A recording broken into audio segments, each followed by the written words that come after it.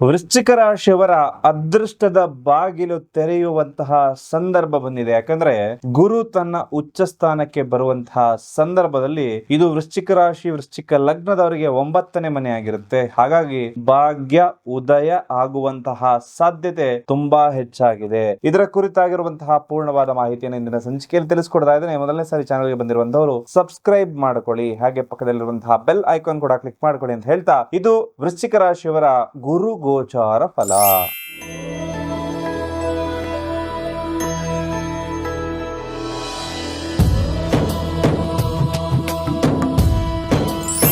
ನಿಮ್ಮ ರಾಶಿಗೆ ಗುರುಬಲ ಬರುತ್ತಾ ಅಥವಾ ಗುರುಬಲ ಬರೋದ್ರಿಂದ ಉಪಯೋಗ ಆಗೋದಾದ್ರೂ ಏನು, ನಮಗೇನಾದ್ರೂ ಒಳ್ಳೇದಾಗುತ್ತಾ? ಈ ರೀತಿಯಾಗಿರ್ತಕ್ಕಂತಹ ಪ್ರಶ್ನೆಗಳು ಬಹುತೇಕ ಜನರನ್ನ ಕಾಡ್ತಾ ಇರುತ್ತೆ. ಖಂಡಿತವಾಗ್ಲೂ ಈ ಪ್ರಶ್ನೆಗಳೆಲ್ಲದಕ್ಕೂ ಕೂಡ ಉತ್ತರವನ್ನ ಕೊಡೋಣ. ಹಾಗೆ ಈ ಗುರು ಅಂತಕ್ಕಂಥ ಗ್ರಹ ಏನಿದೆ, ಬೃಹಸ್ಪತಿ ಅಂತಾನು ಹೇಳ್ತಾರೆ, ಇವತ್ತಿಗೆ ಮಿಥುನ ರಾಶಿಯಲ್ಲಿ ಇರ್ತಕ್ಕಂಥದ್ದು ಜೂನ್ 2ನೇ ತಾರೀಕು ಕರ್ಕಾಟಕ ರಾಶಿಯ ಪ್ರವೇಶವನ್ನ ಮಾಡುತ್ತೆ. ಈ ಸಂಚಾರ ಮಾಡಿದಾಗ ಮಿಥುನ, ಮೀನ, ಮಕರ, ವೃಶ್ಚಿಕ ರಾಶಿ ಗುರು ಬಲ ಅಂತಕ್ಕಂಥದ್ದು ಬರುತ್ತೆ. ಇದು ಗುರುವಿನ ಉಚ್ಚಸ್ಥಾನ. ಅಂದ್ರೆ ಕರ್ಕಾಟಕ ರಾಶಿ ಏನಿದೆ ಗುರುವಿನ ಉಚ್ಚಸ್ಥಾನ ಆಗುತ್ತೆ. ಉಚ್ಚಸ್ಥಾನ ಅಂದ್ರೆ ಗುರು ಅಲ್ಲಿ ತುಂಬಾ ಸ್ಟ್ರಾಂಗ್ ಆಗಿರುವಂತಹ ರಿಸಲ್ಟ್ ಗಳನ್ನ ನಮಗೆ ನೀಡುತ್ತಾನೆ ಅಂತಕ್ಕಂಥ ಮಾತನ್ನ ಹೇಳಬಹುದು. ಹಾಗೆ ಈ ಗುರು ಕರ್ಕಾಟಕ ರಾಶಿಯಲ್ಲಿ ಯಾವತ್ತಿನವರೆಗೂ ಇರ್ತಾನಂದ್ರೆ ನವೆಂಬರ್ 1ನೇ ತಾರೀಕಿನವರೆಗೂ ಇರುವಂತದ್ದು ಮಾತ್ರ. ಅಲ್ಲಿಂದ ಸಿಂಹ ರಾಶಿಯ ಪ್ರವೇಶವನ್ನ ಮಾಡ್ತಾನೆ ಗುರು. ಅದಾದ ನಂತರದಲ್ಲಿ ಈ ಸಿಂಹ ರಾಶಿಯ ಪ್ರವೇಶ ಮಾಡಿದಾಗ ಕಟಕ, ಮೇಷ, ಕುಂಭ ಮತ್ತು ಧನುರ್ರಾಶಿಯವರೆಗೆ ಗುರುಬಲ ಅನ್ನೋದು ಬರುತ್ತೆ. ಹಾಗಾದ್ರೆ ಯಾವ ಟೈಮಲ್ಲಿ ಯಾವ ರಾಶಿಯವರೆಗೆ ಒಳ್ಳೇದಾಗುತ್ತೆ ಅಂತಕ್ಕಂಥದ್ದನ್ನ ನೋಡೋದಾಯ್ತು ಅಂದ್ರೆ, ಈ ಒಂದು ಸಂಚಾರ ಸಿಂಹ ರಾಶಿಯಲ್ಲಿ ಇರುತ್ತಾ? ಖಂಡಿತವಾಗ್ಲೂ ಇಲ್ಲ. ಮತ್ತೆ ಅದರ ಬದಲಾವಣೆ ಆಗುತ್ತೆ. 2027 ಜನವರಿ 25ಕ್ಕೆ ಮತ್ತೆ ಕರ್ಕಾಟಕ ರಾಶಿಗೆ ಹಿಂಚಲನೆ ವಕ್ರವಾಗಿ ಬರುವಂತದ್ದಿರುತ್ತೆ. ಹಾಗಾಗಿ ಈ ಒಂದು ಸಂಚಾರ ಫಲಗಳು ಅಂದ್ರೆ ಯೂಶುವಲಿ ಈ ಗುರುಗ್ರಹ ಒಂದು ರಾಶಿಯಿಂದ ಇನ್ನೊಂದು ರಾಶಿಗೆ ಹೋಗ್ಲಿಕ್ಕೆ 12 ತಿಂಗಳುಗಳ ಕಾಲ ಸಮಯವನ್ನ ತೆಗೆದುಕೊಳ್ಳುತ್ತೆ. ಆದ್ರೆ ಇಲ್ಲಿ ಗುರು ಮುಂದೆ ಹಿಂದೆ ಹೋಗುವಂತ ಒಂದು ಚಲನವಲನವನ್ನ ನಾವಿಲ್ಲಿ ನೋಡಬಹುದಾಗುತ್ತೆ. ಇದರಿಂದಾಗಿ ಯಾವ ಯಾವ ರಾಶಿಗೆ ಯಾವ ರೀತಿ ಪರಿಣಾಮ ಅಂತ ಹೇಳುವಂತದ್ದನ್ನ ಮೂಲವಾಗಿ ತಿಳ್ಕೊಳ್ಬೇಕು. ಅದಕ್ಕಿಂತ ಹೆಚ್ಚಾಗಿ ಗುರುವಿನ ಬಲ ಅಂದ್ರೆ ಏನು ಅಂತ ಹೇಳಿ ತಿಳಿಸ್ಕೊಡ್ತಾ ಇರ್ತೇನೆ ನಿಮಗೆ. ಎಲ್ರಿಗೂ ಕೂಡ ಗುರುಬಲ ಅನ್ನೋದು ಬೇಕು. ಆದ್ರೆ ಗುರುಬಲ ಅಂದ್ರೆ ಏನು ಅಂತ ಹೇಳಿ ಬಹುತೇಕ ಜನರಿಗೆ ಗೊತ್ತೇ ಇರೋದಿಲ್ಲ. ಗುರುಬಲ ಇದ್ದಾಗ ಏನಾಗುತ್ತೆ, ಏನು ಉಪಯೋಗಪ್ಪ ಗುರುಬಲದ್ದು, ನನ್ನ ಜೀವನದಲ್ಲಿ ಅದೇ ತರ ಇದೆಯಲ್ಲಪ್ಪ, ಗುರುಬಲ ಇದ್ದಾಗ ಏನು ಉಪಯೋಗ? ಈ ರೀತಿ ಪ್ರಶ್ನೆಗಳು ಬಹುತೇಕ ಜನರ ಮನಸ್ಸಲ್ಲಿ ಬರುವಂತದ್ದು ಸಹಜ. ಓಕೆ, ಮನುಷ್ಯನಿಗೆ ಒಂದು ಗುರಿ ಜೊತೆಗೆ ಒಂದು ಗುರು ಅನ್ನೋದು ಇರಬೇಕು ಜೀವನದಲ್ಲಿ. ಯಾವುದೇ ಒಬ್ಬ ವ್ಯಕ್ತಿಗಾದ್ರೂ ಕೂಡ ಒಂದು ಗೋಲ್ ಅನ್ನೋದಿರಬೇಕು. ಜೊತೆಗೆ ಒಬ್ಬ ಒಳ್ಳೆ ಮಾರ್ಗದರ್ಶನ ಕೊಡ್ಲಿಕ್ಕೆ ಗುರುವಿನ ಅನುಗ್ರಹ ಇರಬೇಕಾಗತ್ತೆ. ಹಾಗೆ ಯಾವುದೇ ಒಂದು ಶುಭ ಕಾರ್ಯ ಅಂತ ಹೇಳಿ ನಾವು ಮಾಡ್ತಾ ಇರ್ತೇವೆ. ಮನೆಯಲ್ಲಿ ಅನೇಕ ಶುಭ ಕಾರ್ಯಗಳು ನಡೀತಾ ಇರ್ತದೆ. ಕೆಲವು ಮನೆಯಲ್ಲಿ ಶುಭ ಕಾರ್ಯಗಳೇ ನಡೀತಾ ಇರೋದಿಲ್ಲ. ಇದಕ್ಕೆಲ್ಲ ಮೂಲ ಕಾರಣ ಗುರು ಅಂತಕ್ಕಂಥದ್ದು ಬರ್ತದೆ. ಯಾಕೆ ಅಂದ್ರೆ ಗುರು ಬಲ ಅಂತ ಹೇಳಿ ಇರುವಾಗ ಯಾವುದೇ ಶುಭ ಸಮಾರಂಭವನ್ನ ನೀವು ಕೈಗೊಂಡಾಗ ನಿರ್ವಿಘ್ನವಾಗಿ ಆ ಒಂದು ಕಾರ್ಯಕ್ರಮ ಮುಗಿದೋಗುತ್ತೆ. ಅಂದ್ರೆ ಯಾವುದೇ ಗದ್ದಲ ಗಲಾಟೆ, ಯಾವುದೇ ಒಂದು ಗೋಜಲಿಗೆ ಹೋಗದೆ ಖಂಡಿತವಾಗ್ಲೂ ಶುಭದಾಯಕವಾಗಿ ಆ ಕಾರ್ಯಕ್ರಮ ಮುಗಿದು ಹೋಗುವಂಥದ್ದು. ಒಂದು ಮದುವೆ ಸೆಟ್ ಆಗಿರುತ್ತೆ, ನೀವು ಯೋಚನೆ ಮಾಡಿದ್ರೆ ಅಷ್ಟು ಬೇಗ ಒಂದು ಕಂಕಣ ಭಾಗ್ಯ ಅನ್ನೋದು ಕೂಡು ಬರುತ್ತೆ, ಮದುವೆನೂ ಆಗುತ್ತೆ, ಎಲ್ಲ ರೀತಿಲೂ ಚೆನ್ನಾಗಾಗತ್ತೆ. ಇದು ಗುರುಬಲ ಇದ್ದಾಗ ಮಾತ್ರ ಆಗುವಂಥದ್ದು. ಇನ್ನ ಒಂದು ಮನೆ ಕಟ್ಟುವಂತಹ ಯೋಗ, ಮನೆ ಒಂದು ಗೃಹ ಪ್ರವೇಶ ಮಾಡುವಂತಹ ಯೋಗ, ಎಲ್ಲವೂ ಬರಲಿಕ್ಕೆ ಈ ಗುರುವಿನ ಸಂಚಾರ, ಗುರುವಿನ ಬಲ ಅಂತಕ್ಕಂಥದ್ದು ಬಹುತೇಕ ಮುಖ್ಯ ಆಗುತ್ತೆ. ಅದರಿಂದಾಗಿ ಯಾವುದೇ ಒಂದು ವಿಘ್ನವಿಲ್ಲದೆ ಕೆಲಸ ಕಾರ್ಯಗಳಾಗುವಂಥದ್ದು.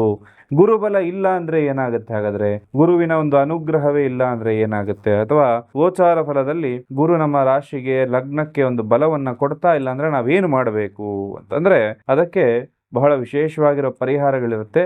ಗುರು ಬಲ ಇಲ್ಲ ಅಂದ್ರೆ ಏನಾಗತ್ತಪ್ಪ ಅಂತಂದ್ರೆ, ಒಂದು ಮದುವೆ ಅಂತಕ್ಕಂಥದ್ದು ಸೆಟ್ ಆಗಿರುತ್ತೆ, ನೂರಾರು ಕಾರಣಗಳಿಂದ ಆ ಮದುವೆ ನಿಂತು ಹೋಗುವ ಪರಿಸ್ಥಿತಿವರೆಗೂ ಕೂಡ ಬಂದು ಬಿಡ್ಬೋದು. ಇನ್ನೊಂದು ಗೃಹ ಪ್ರವೇಶ ಮಾಡಬೇಕು ಅಂತ ಹೇಳಿ ದಿನ ಎಲ್ಲ ನಿರ್ಧಾರ ಮಾಡಿರ್ತೀರಿ, ಗುರುಬಲ ಇರೋದಿಲ್ಲ, ಆ ಒಂದು ಡೇಟ್ಗೆ ಸರಿಯಾಗಿ ಮನೆ ಕಂಪ್ಲೀಷನ್ ಆಗೋದಿಲ್ಲ, ಅಥವಾ ಸೂತಕದಂತಹ ಒಂದಷ್ಟು ಕಾರ್ಯಗಳು ಬಂದು ಆ ಡೇಟ್ ಮುಂದೆ ಹೋಗುವಂತಹ ಸಾಧ್ಯತೆ ಕೂಡ ಗುರು ಬಲ ಇಲ್ಲದಿರುವಂತಹ ಸಂದರ್ಭದಲ್ಲಿ ಆಗುವಂತದ್ದಾಗತ್ತೆ.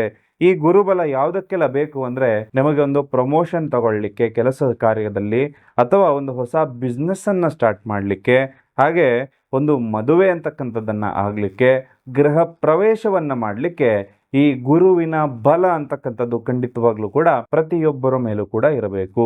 ಬಹಳ ಜನರು ಕೂಡ ಈ ಪ್ರಶ್ನೆಗೆ ಉತ್ತರವನ್ನು ಕಂಡುಕೊಳ್ಳದೆ ಗುರುಬಲ ಇದೆಯಾ ಇಲ್ವಾ ಅಂತ ಹೇಳಿ ಬಹಳ ಕನ್ಫ್ಯೂಷನ್ ಅಲ್ಲಿ ಇರ್ತಾರೆ. ಈಗ ನಿಮ್ಗೆ ಅರ್ಥ ಮಾಡ್ಕೊಂಡಿರ್ತೀರಿ, ದಿನನಿತ್ಯದ ಜೀವನ ಮಾಡಲಿಕ್ಕೆ ನಮಗೆ ಗುರುಬಲದ ಅವಶ್ಯಕತೆ ಇಲ್ಲ. ಆದ್ರೆ ಶುಭ ಕಾರ್ಯಗಳಲ್ಲಿ ನಿರ್ವಿಘ್ನವಾಗಿ ಕಾರ್ಯಗಳು ನೆರವೇರ್ಲಿಕ್ಕೆ ಗುರುವಿನ ಬಲ ಬೇಕಾಗುತ್ತೆ.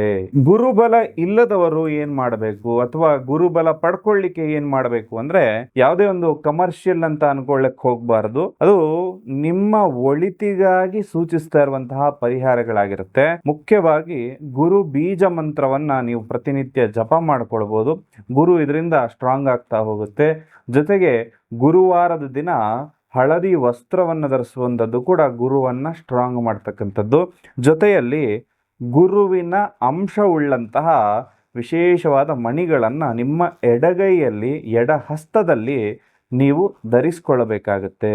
ಇದು ಹಳದಿ ಮಣಿಗಳು ಪ್ಯೂರೆಸ್ಟ್ ಫಾರ್ಮಲ್ ಇರುತ್ತೆ.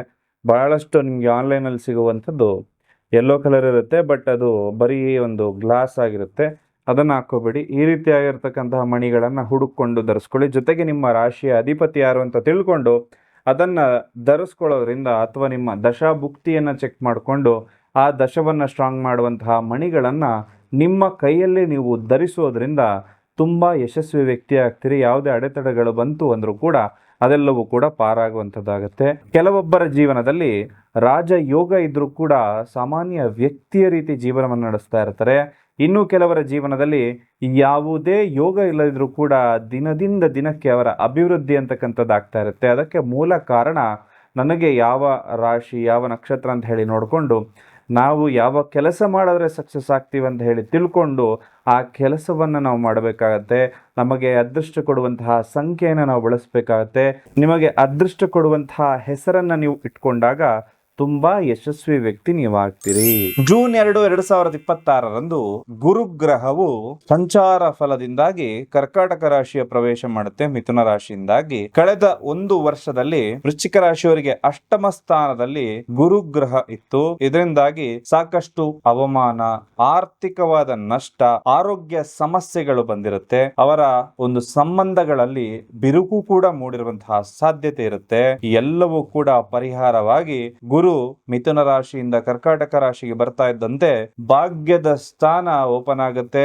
ಗುರು ಉಚ್ಚ ಸ್ಥಾನಕ್ಕೆ ಬರ್ತಾ ಇದ್ದಂಗೆ ವೃಶ್ಚಿಕ ರಾಶಿಯವರಿಗೆ ಅದೃಷ್ಟದ ಬಾಗಿಲು ತೆರೆದಂತಾಗುತ್ತೆ. ಆರ್ಥಿಕ ಲಾಭ ಆಗುವಂತಹ ಸಾಧ್ಯತೆ ಇರುತ್ತೆ. ಕುಟುಂಬದಲ್ಲಿ ಬೆಂಬಲ, ಹಿರಿಯರ ಆಶೀರ್ವಾದ ಮತ್ತು ಪಿತ್ರಾರ್ಜಿತ ಆಸ್ತಿಯಿಂದ ಧನ ಆಗಮನ ಆಗುವಂತಹ ಸಾಧ್ಯತೆ ಬರುತ್ತೆ. ಹಣಕಾಸಿನ ಮುಗ್ಗಟ್ಟೆಲ್ಲವೂ ಕೂಡ ನಿವಾರಣೆ ಆಗುತ್ತೆ. ಹಾಗೂ ನಿಮ್ಮ ಬಾಸ್ ಅಥವಾ ಹಿರಿಯ ಅಧಿಕಾರಿಗಳಿಂದ ಏನಾದ್ರು ತೊಂದರೆ ಆಗ್ತಾ ಇತ್ತು ಅಂದ್ರೆ ಬೆಂಬಲ ಸಿಗುವಂತಹ ಸಾಧ್ಯತೆ ಇರುತ್ತೆ. ರಾಜಕಾರಣಿಗಳಿಗೆ ಹೈಕಮಾಂಡ್ ನಿಂದ ಬೆಂಬಲ ದೊರೆಯುತ್ತೆ.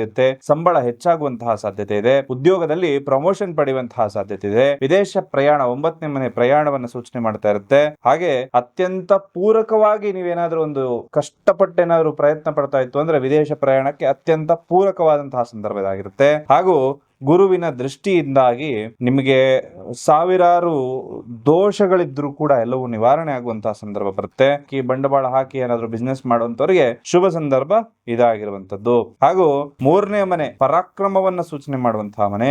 ಸ್ವಲ್ಪ ಧೈರ್ಯವನ್ನ ಹೆಚ್ಚಾಗುವಂತಹ ವೃಶ್ಚಿಕ ರಾಶಿಯವರಿಗೆ ಸಾಧ್ಯತೆ ಇರುತ್ತೆ. ಶಿಕ್ಷಕರು, ಲಾಯರ್ಗಳು ಅಥವಾ ಮಾಧ್ಯಮದಲ್ಲಿರುವಂತವರಿಗೆ ಅತ್ಯಂತ ಗೋಲ್ಡನ್ ಟೈಮ್ ಇದಾಗಿರುತ್ತೆ. ಸಹೋದರ ಸಹೋದರಿಯೊಂದಿಗೆ ಸಂಬಂಧ ಸುಧಾರಿಸುವಂತಹ ಸಂದರ್ಭ ಬರುತ್ತೆ. ಮಕ್ಕಳ ವಿದ್ಯಾಭ್ಯಾಸದಲ್ಲಿ ಪ್ರಗತಿ ಆಗುವಂತಹ ಸಾಧ್ಯತೆ. ಸಂತಾನ ಅಪೇಕ್ಷೆಗಳಿಗೆ ಗುಡ್ ನ್ಯೂಸ್ ಸಿಗಲಿದೆ. ಶೇರ್ ಮಾರ್ಕೆಟ್ ಅಲ್ಲಿ ತೊಡಗೊಂಡವರಿಗೆ ಒಂದಷ್ಟು ಕ್ಯಾಲ್ಕುಲೇಟಿವ್ ರಿಸ್ಕ್ ತಗೊಂಡ್ರೆ ತುಂಬಾ ಒಳ್ಳೆಯದು. ಪ್ರೀತಿ ಮತ್ತು ಸಂಬಂಧಗಳು ಹೇಗಿರುತ್ತೆ ಅಂತ ತಿಳಿಸ್ಕೊಡ್ತಾ ಇದ್ದೇನೆ. ಪ್ರೀತಿ ಪ್ರೇಮ ವಿಚಾರದಲ್ಲಿ ಅಷ್ಟಮದ ಗುರು ತಂದಿದ್ದ ಗೊಂದಲಗಳು ಏನಾದ್ರೂ ಬಿರುಕಾಗಿ ಅಥವಾ ಬ್ರೇಕಪ್ ಆಗಿತ್ತು ಅಂದ್ರೆ ಆ ಒಂದು ಸಮಸ್ಯೆಗಳೆಲ್ಲವೂ ಕೂಡ ಪರಿಹಾರ ಆಗುವಂತದ್ದಾಗುತ್ತೆ. ಕಳೆದ ವರ್ಷದ ಕಹಿ ಘಟನೆಗಳನ್ನೆಲ್ಲ ಮರೆತು ನಿಮಗೆ ಸಿಹಿ ಘಟನೆಗಳು ಈ ವರ್ಷ ಬರುವಂತಹ ಸಾಧ್ಯತೆ ಇರುತ್ತೆ. ಎಲ್ಲಿವರೆಗೂ? ನವೆಂಬರ್ 1ನೇ ತಾರೀಕುವರೆಗೂ. ಅಲ್ಲಿಂದ ನಂತರ ಏನಾಗುತ್ತೆ? ಸಿಂಹರಾಶಿ ಪ್ರವೇಶ 10ನೇ ಮನೆ ಆಗುತ್ತೆ. ಆಗ ಅಧಿಕಾರ ಪ್ರಾಪ್ತಿಯಾಗುವಂತಹ ಯೋಗಗಳು ಕೂಡ ಇಲ್ಲಿ ವೃಶ್ಚಿಕ ರಾಶಿಯವರಿಗೆ ಬರುತ್ತೆ. ಹಾಗೆ ಈ ಫಲಗಳನ್ನ ಇನ್ನೂ ಹೆಚ್ಚು ಮಾಡಲಿಕ್ಕೆ ವಿಶೇಷವಾಗಿ ಹಳದಿ ಬಣ್ಣದ ವಸ್ತ್ರವನ್ನ ನೀವಿಲ್ಲಿ ಧರಿಸ್ಕೊಳ್ಳೋದು ತುಂಬಾ ಒಳ್ಳೆಯದು. ಹಾಗೆ ಗುರುವಿನ ಬಗ್ಗೆ ತುಂಬಾ ವಿಶೇಷವಾದ